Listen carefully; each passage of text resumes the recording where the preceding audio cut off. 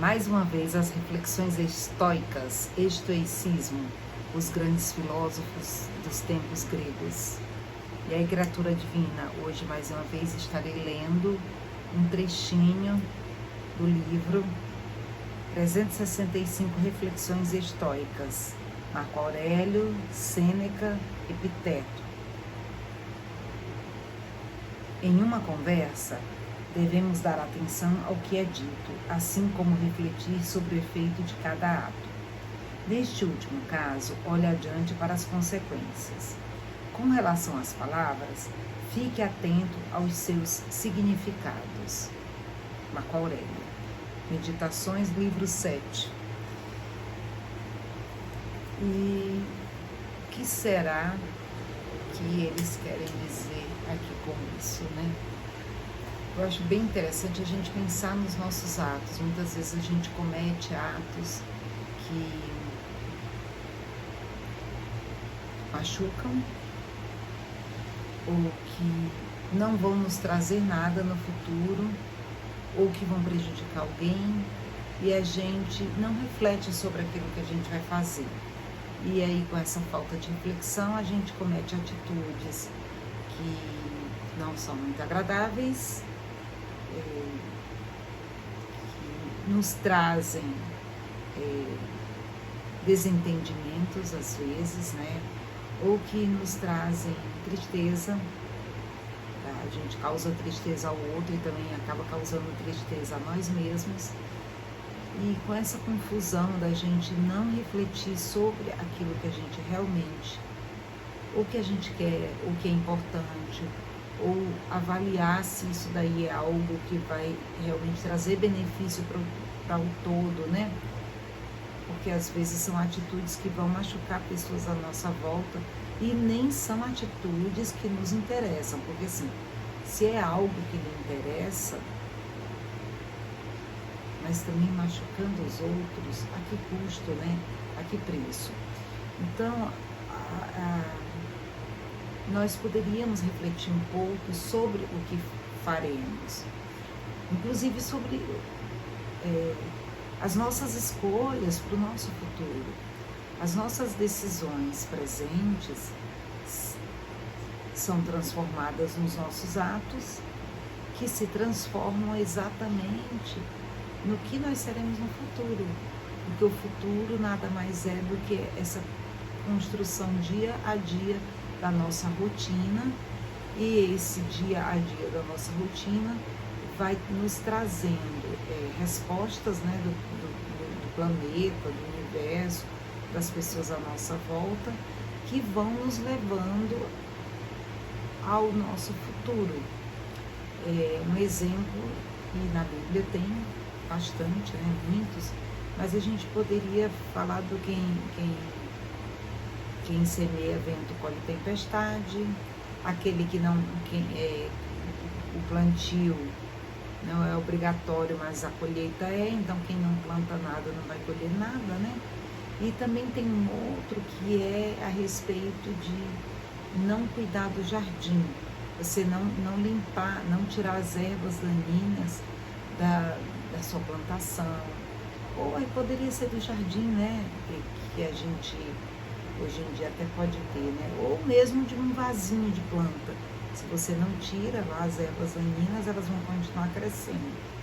Então, as nossas atitudes, elas de alguma forma, elas vão trazer algum resultado pra gente. Ou as não atitudes também. O fato de você não limpar seu plantio, que é o joio do trigo, né? Separar o joio do trigo. Imagina, o joio eu fui descobrir porque eu fui realmente atrás de saber, né, o que era separar o joio do trigo. O joio é muito parecido com o trigo, mas não serve para nada. Então, quando ele começa a crescer ali junto com o trigo, precisa ser arrancado esse matinho, né? E se você não arranca, ele vai crescer junto com o trigo. Então, essa atitude de não entrar em ação faz com que o joio e o trigo cresçam juntos. E aí você está trazendo o que para sua colheita? Um monte de coisa ruim, junto com algumas coisas boas, porque o joio parece que cresce, se alastra com muita facilidade.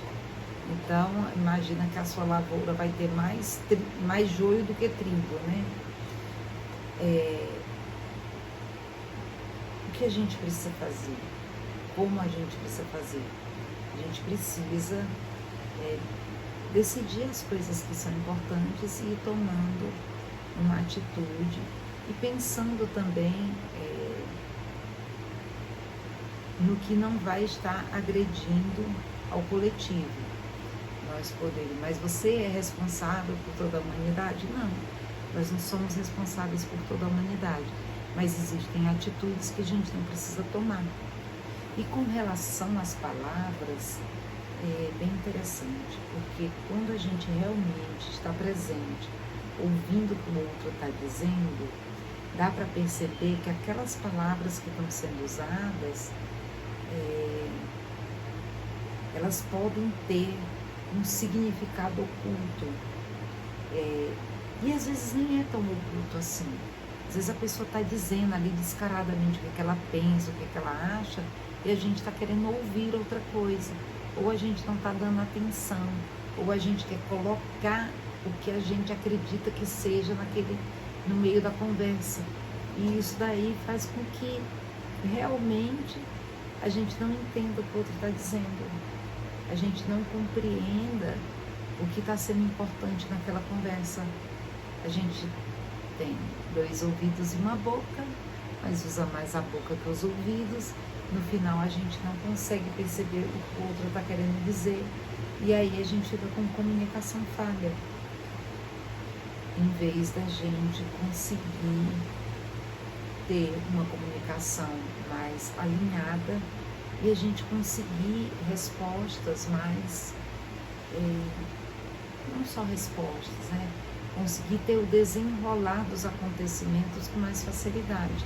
É como numa reunião, aquele que escuta mais e que presta mais atenção no que o outro está dizendo, o vendedor, o bom vendedor, que é aquele que escuta mais, né?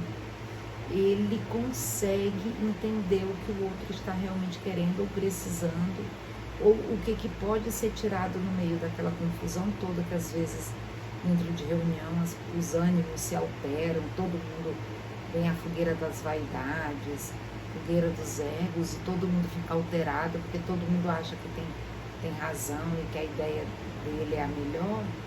E aí quem está mais silencioso e ouvindo de fora pode fazer parte do momento de trazer uma consolidação,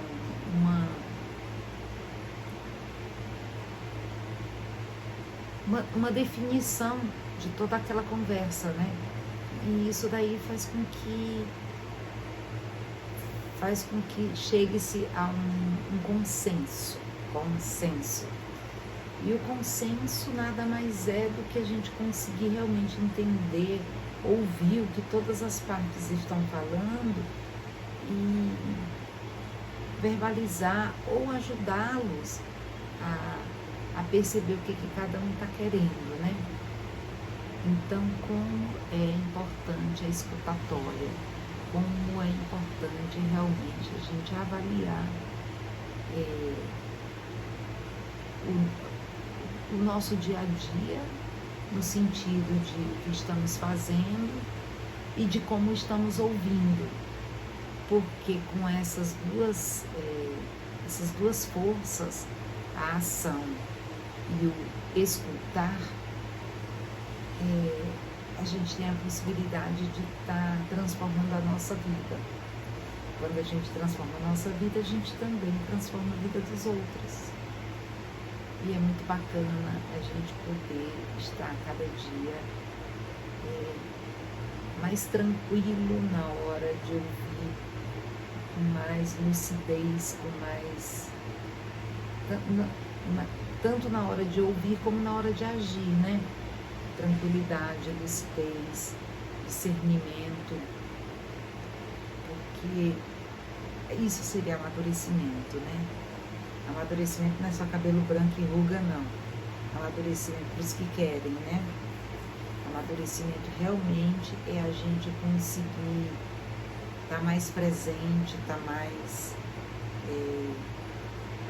conectado com o nosso meio, com as pessoas à nossa volta, conectados com respeito, conectados com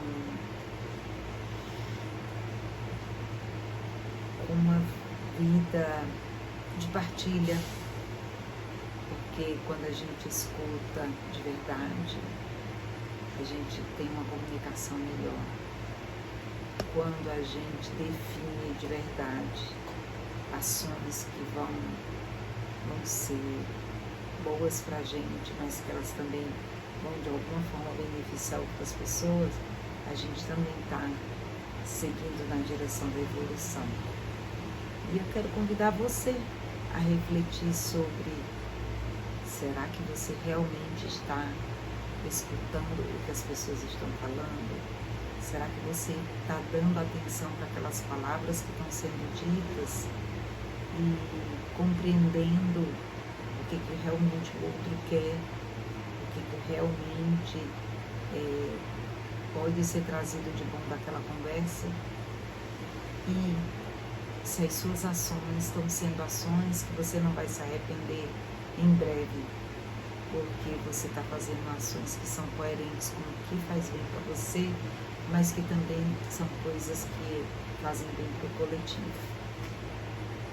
Eu desejo uma ótima reflexão para você, chuva de bênçãos, chuva de paz, de saúde, de prosperidade para você e sua família. Deus lhes abençoe sempre. Gratidão infinita. Namastê.